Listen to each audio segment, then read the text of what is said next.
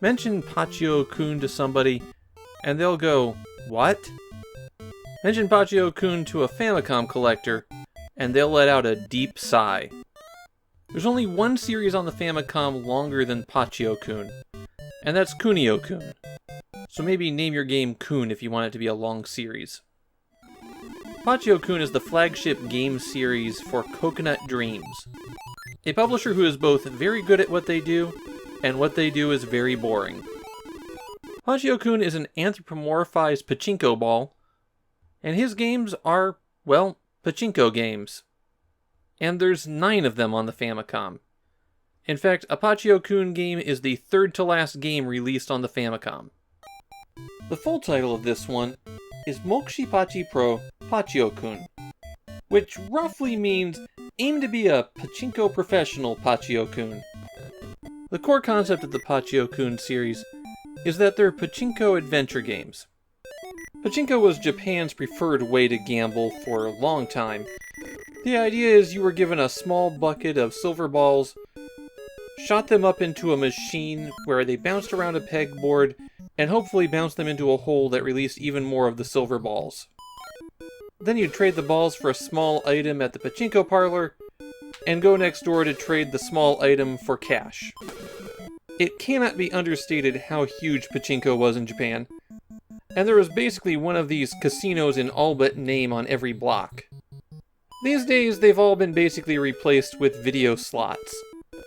When you start Pachio-kun, you head out to your favorite pachinko parlor. You can talk to some of the people around there, get some tips, and then you sit down and start playing. You have 100 balls to start with, and your only goal is to make that grow. You press right to increase the strength of the launch, and hold down A to make the balls go. If you get lucky enough, then you get enough balls that you can go on to the next pachinko parlor. I didn't get that far because playing pachinko is an exercise in tedium. In the space of a minute, I have described everything about playing this game.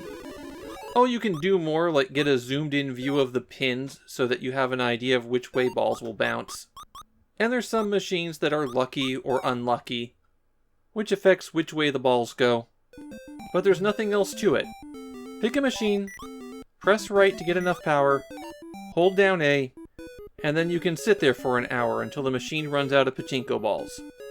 And it probably will unless you're on an unlucky machine, since this kind of gambling in video games is always tilted in the favor of the player. Replicating real gambling where the house will eventually win would be even less fun. As it stands, you can run through your initial 100 balls pretty quickly, but eventually you'll get lucky, balls will drop into the appropriate slots, and the numbers will just keep creeping up. There's no strategy, no thought, just hold down A, and press right every once in a while to keep the launcher from getting too weak to launch balls anymore. I'm not saying Pachio-kun is bad at being a pachinko game. It's miles better than Pachicom, for example. And somebody must have loved it, since Coconut Dreams won't stop making them. However, I found the structure a bit too limiting. There's really only 2 varieties of machines in the first pachinko parlor, so even if I get bored with a machine, it's not like I can go over and play something different. You can get a password from the receptionist at the pachinko parlor, but I'm not saving mine. There's no chance I'm coming back to this one.